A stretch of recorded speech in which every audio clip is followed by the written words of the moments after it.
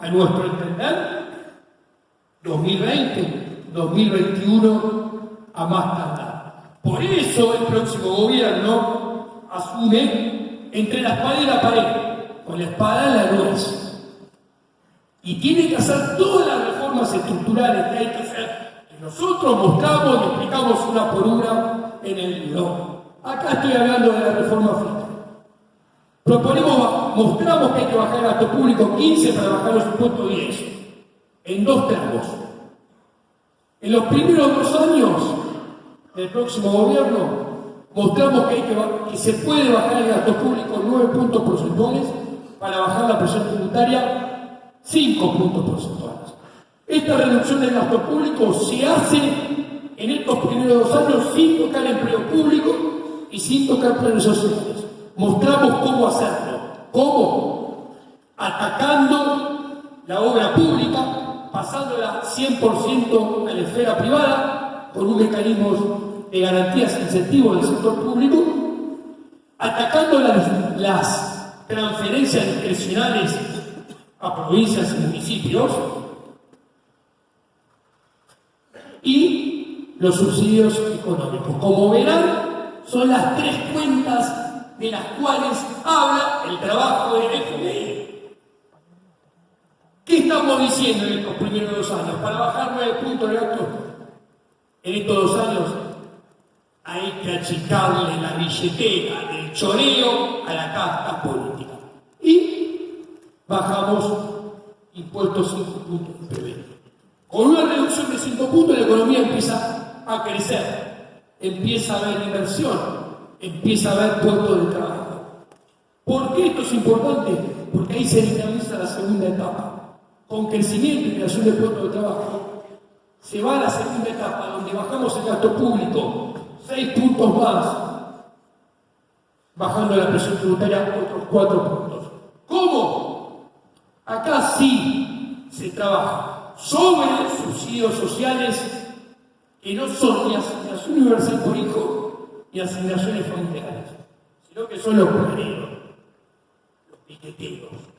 Y sobre 1/3 de lo que creció el empleo público del 2003 a la fecha. Ustedes saben que el empleo público del 2003 a la fecha aumentó 3.4% del PBI. Los intereses de deuda aumentaron 3 nada más y nos volvemos locos. Hay que tener en claro que el empleo público mata al empleo del kiosco, de la pizzería, de la micropyme, de la pyme. ¿Por qué? Porque ese empleo público se rasca las bolas y no sirve para nada.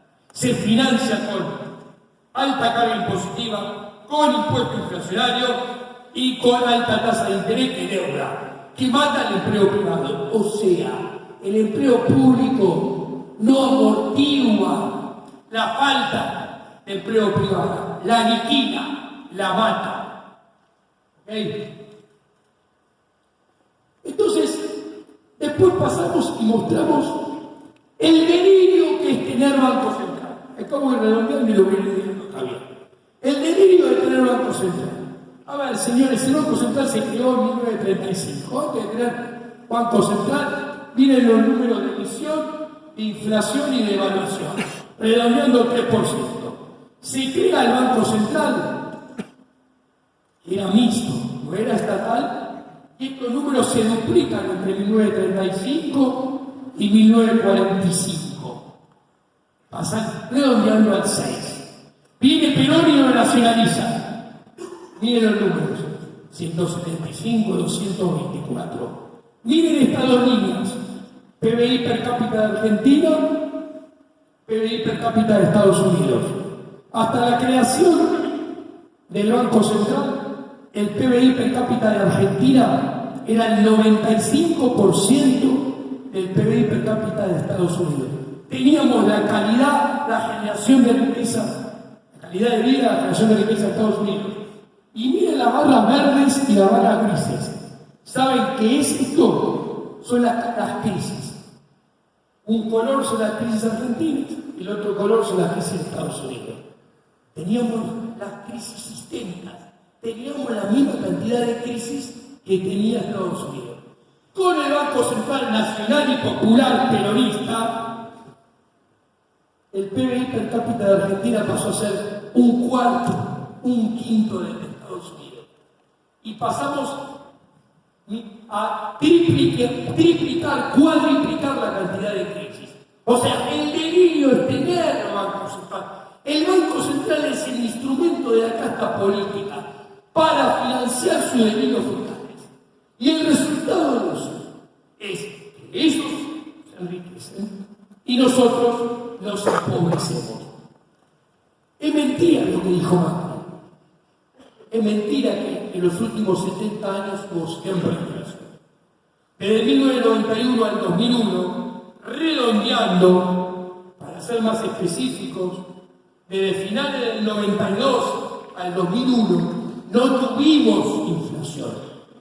¿Por qué? Porque le sacamos la ametralladora, la bomba atómica, al mono asesino. Le sacamos la política monetaria a la casta política y dejamos de tener inflación. Cuando volvimos a tener Banco Central, volvió el delirio. No lo digo yo, lo dicen los números. Del 2005 hasta el final del 2018, la emisión monetaria fue 2.195 y la inflación acumulada 1.983. Hay un repudio por el peso igual, muy similar a finales de los 80. Y es una situación que ya no es reversible. Le tenemos que sacar la bomba atómica y la ametralladora al mono asesino de vuelta. Le tenemos que sacar la política monetaria a la casta política. Si no se la sacamos, la inflación no va a bajar. Y si la inflación no va a bajar, cada vez vamos a seguir viviendo cada vez peor. Va a haber más inflación, más pobreza, más indigencia, menos riqueza, menos acumulación de capital, menos crecimiento, menos prosperidad. Por eso, nosotros proponemos nuestra reforma monetaria integral que consta de, primero y ante todo, libre competencia de monedas. Estoy seguro, nosotros ya elegimos la moneda. ¿Por qué? Porque nunca nos falló. El dólar siempre nos protegió de la casta política hija de puta, empobrecedora serial. Siempre protegió el fruto de nuestro trabajo, nuestro ahorro. Estoy seguro que en libre competencia de moneda, Javier y yo pensamos que vamos a elegir el dólar. Y esto es expansivo. ¿Por qué? Porque los argentinos estamos sentados sobre un PBI de dólares. El ahorro argentino en dólares equivale a un PBI que está fuera del sistema.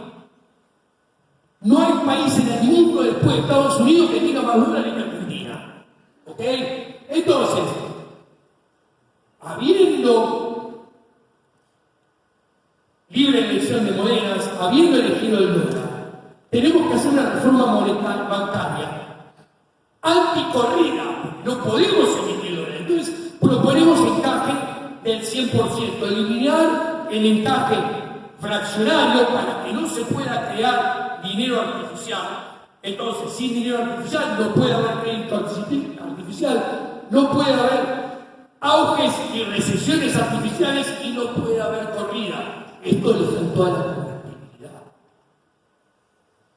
Y si dividimos la banca en dos, en esta que describida y en la banca de inversión, donde si te gusta la pelusa, asumí, si te gusta el durazno, bancate la pelusa, asumí el riesgo.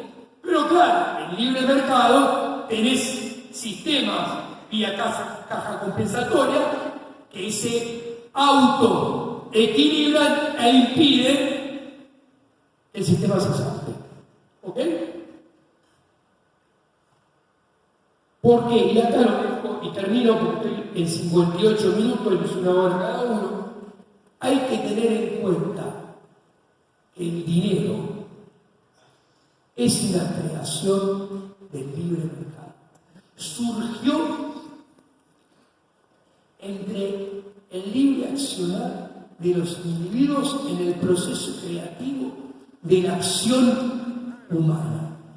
Y es uno de los inventos más importantes de la historia de la humanidad, porque permitió el intercambio indirecto, dividiendo las dos operaciones del trueque, tanto espacial como temporalmente. ¿Y eso qué permite?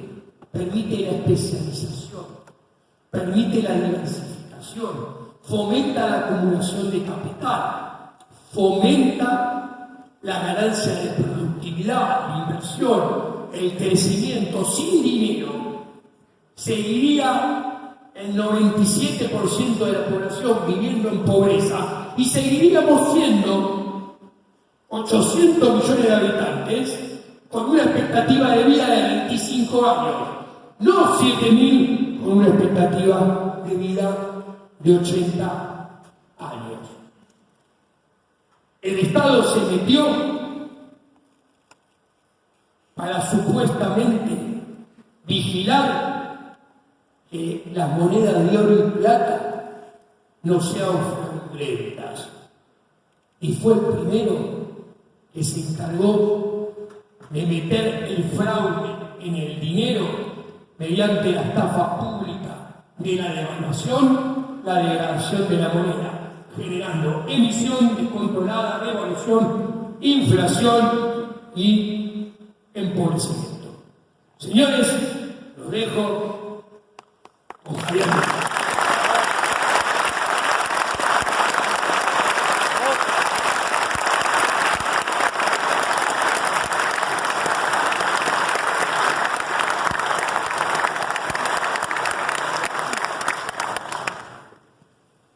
Bueno, ante todo, muchas gracias por haber venido a esta presentación del libro. En el caso de mi exposición, luego de lo que hizo Diego, la idea es, una vez que está explicado lo nefasto que es el Estado, por qué debería ser minimizado y el ser parte de la solución, por qué se debe eliminar el Banco Central, mi ponencia va a tener que ver más con hacia adelante el sistema que nosotros proponemos. Básicamente lo que nosotros proponemos es el sistema de la libertad. Yo suelo mencionar que mi etapa o mi romance con el liberalismo es una historia de amor en 3 capítulos. El primero, como economista, siempre quedé impresionado por la potencia cuantitativa del capitalismo, de ahí que siempre ando con los datos encima. Y la realidad es que cuando uno mira los números son verdaderamente impresionantes. Y esto también generó un problema en la forma de encarar el debate por parte de los liberales, donde ante tan abrumadora diferencia en términos de resultados, los liberales dejaron de lado la discusión moral, por decirlo de alguna manera. Es decir, el muro se cayó y aplastó a los zurdos de mierda. Ahora, el punto es que claramente cuando ustedes miran Corea del Norte con Corea del Sur, cuando miran Austria con Hungría, cuando miran lo que era la Alemania capitalista contra la Alemania comunista, lo que era la Unión Soviética respecto a Estados Unidos, o lo que era Hong Kong comparado con la China comunista, o lo que tiene que ver también con Cuba en comparación con países como Panamá o Puerto Rico. Es decir, la evidencia empírica es tan abrumadora que ciertamente los liberales se corrieron del debate, que es el debate más importante, que es el debate moral. Entonces, más allá de eso, cuando uno postula los resultados, ¿qué es lo que le va a contestar el zurdo? Le va a decir, no, bueno, pero el sistema es injusto. Entonces, la segunda parte del romance con el capitalismo, o sea, con la economía de libre empresa, está ligado a la discusión moral. Es decir, uno se ve obligado a avanzar sobre la legitimidad moral del sistema. Probablemente eso es lo que lleve a una posición más radicalizada a los ojos del promedio de la gente y abrazar el anarcocapitalismo. Es decir, uno no va a llegar a la posición anarcocapitalista si antes no pasa por la cuestión moral. Es decir, una vez que uno comprende los fundamentos morales del capitalismo, no puede tolerar que sea de otra manera, porque no estamos dispuestos a negociar nuestra libertad, no estamos dispuestos a vivir como esclavos, estamos totalmente en contra de la intromisión del Estado, en cualquiera de sus formas. Por eso no toleramos el liberalismo clásico y hasta, en cierto sentido, el minarquismo también nos hace mucho ruido. De hecho, en un fragmento de la exposición de Diego presenta y plantea también la inconsistencia del liberalismo clásico. Es decir, si ustedes aceptan que en algunos aspectos hay lugar para la intervención, que es lo que se trata del liberalismo clásico, eso es una contradicción en sus términos, porque en realidad, ¿cómo se va a financiar el Estado? Lo va a hacer de impuestos. Y si ustedes pretenden cuidar la propiedad, entregando la propiedad, es una contradicción.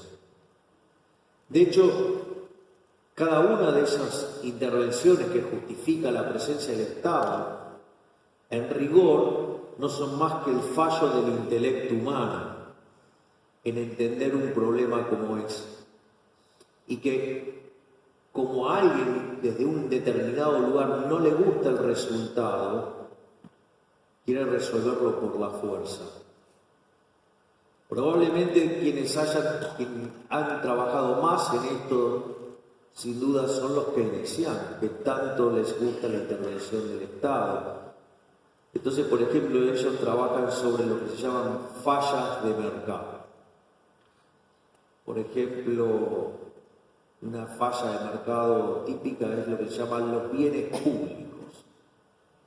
Los bienes públicos, concretamente, para que un bien sea denominado como bien público, tiene que tener dos problemas. Uno que tiene que ver con que el bien sea o no rival.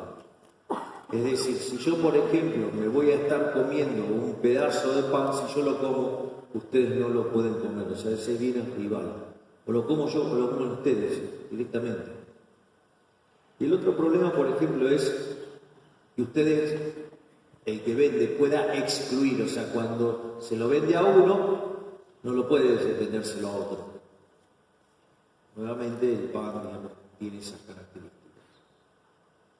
Ahora, vean qué interesante, porque acorde a todo esto, según la literatura, y me parece que esto fuera razonable, los faros, ¿sí?, tendría que ser el bien público por excelencia, ¿no? Porque que un barco consuma esa luz que genera el faro, digo, no es rival con que la pueda consumir otro barco. Es más, cuando el que administra el faro genera esa luz, no puede excluir de que si se le da esa luz a un barco, no se la dé a otro. Por ende, digamos, ahí ustedes tendrían un típico caso de bien público. Y esto es interesante porque Ronald Coase, que fue premio Nobel de Economía, era abogado en la Universidad de Chicago, él hizo una investigación sobre los faros en el siglo XIX. Acorde a la teoría tradicional de los bienes públicos, estos faros deberían ser todos provistos por el sector público. Para sorpresa de los adoradores de la religión del Estado, todos los faros del siglo XIX eran del sector privado. Zurdos la tienen adentro. Javier Milei Dixon.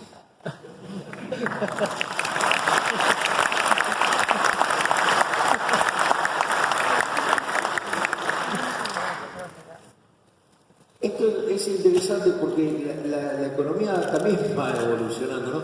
Hay otra de los fallos supuestamente fallos de mercado, para mí, digamos, o sea, manifestaciones de ignorantes que, estudian la microeconomía para hacer funcionales a la religión del Estado y no para saber de microeconomía. Aviso que tengo más de 25 años de experiencia como docente de microeconomía, así que es un campo que algo conozco. Y, por ejemplo, otra falla del mercado que suelen hablar es de lo que se llama no convexidades. Puesto en español, la presencia de rendimientos crecientes. Y la verdad que cuando hay un problema de rendimientos crecientes, uno, digamos, lo que va a encontrar como contraparte de eso es estructuras de mercado concentradas, es decir, monopolios. Ahí también tienen una cosa muy interesante porque en realidad voy a contar una anécdota. Al inicio va a parecer jactanciosa y en la segunda parte todo lo jactanciosa que aparece van a ver lo aberrante que ha sido para mi persona. Yo les contaba que por muchos años yo di clases de microeconomía y no solo me jactaba de tener el mejor curso de microeconomía de la Argentina, sino que además tuve la dicha de que eso fuera firmado por los 3 microeconomistas más importantes de la Argentina, ya sea Víctor Becker, Alfredo Caravese, a quien tanto he apreciado y que en paz descanse, y Omar Chizari. Es decir, los 3 reconocían en mi curso el mejor de todos. Y una de las partes muy valoradas de mi curso era toda la parte de estructuras de mercado. Es decir, cómo es que este modelo de la competencia perfecta no funcionaba. Y entonces aparecían otras estructuras de mercado que eran mucho más atractivas para describir los problemas de la vida real. Y en ese contexto, digamos, si bien yo daba clases de microeconomía, todo ese conocimiento confluye para lo que es mi especialidad, que es crecimiento económico con y sin dinero.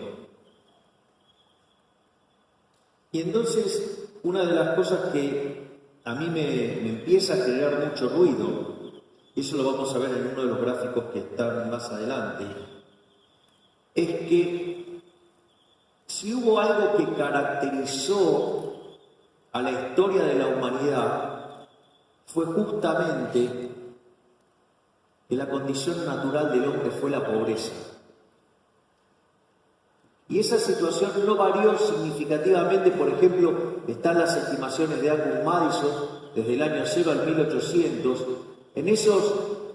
hasta el 2000, en los primeros 1800 años el PBI per cápita solo subió 40%, que puesto en el trayecto de los 1800 primeros años, significaba que el mundo crecía un 0,02%, o sea, nada. Es más, en el año 1810, cuando vivían 1.000 millones de habitantes en el planeta Tierra, en ese contexto, el 95% de la población vivía con menos de $1 diario. Es decir, el mundo vivía en una condición de pobreza extrema.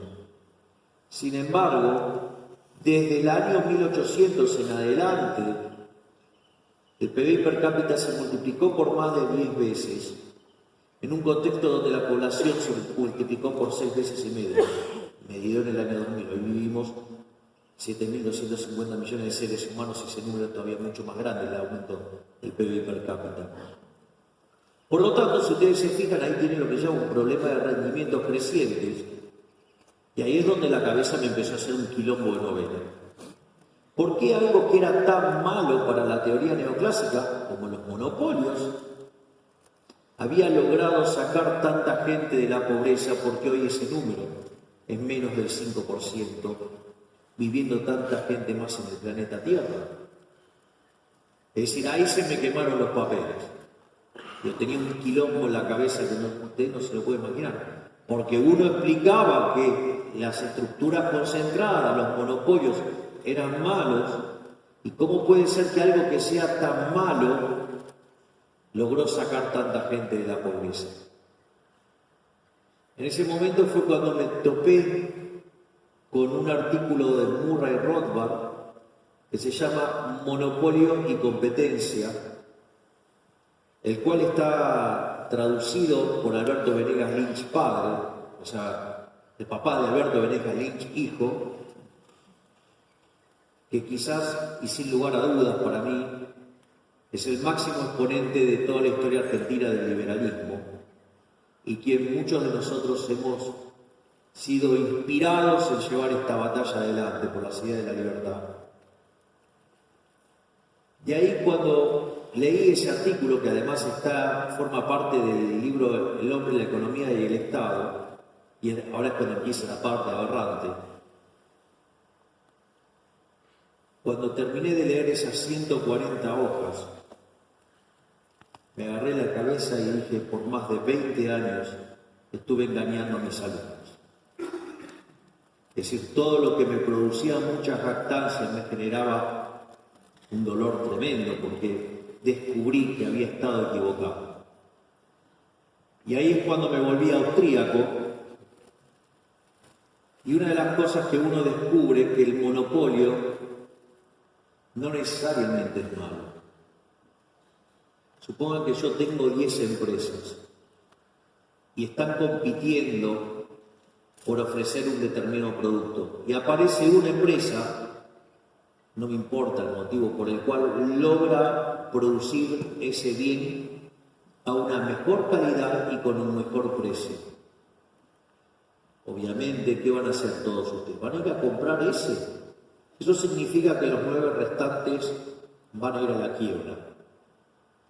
Por lo tanto, ¿qué tiene de malo ese monopolista? Ese monopolista es un héroe, es un benefactor social. Los está sirviendo a ustedes con un bien de mejor calidad, un mejor precio. ¿Qué es lo que tiene de malo? Nada. De hecho, después aparecen las críticas. No, bueno, pero en realidad no genera empleo y gana mucha plata. Entonces, el primer punto es, supongamos que gana un montón de plata o lo que diga, ¿no? Entonces, ¿qué hace con ese dinero? Una de las cosas que podría hacer es reinvertirlo. Si lo reinvierte, lo que va a hacer es incrementar la oferta de ese producto, con lo cual lo que van a tener es que va a haber más de ese bien de una mejor calidad y a un mejor precio. Un euro.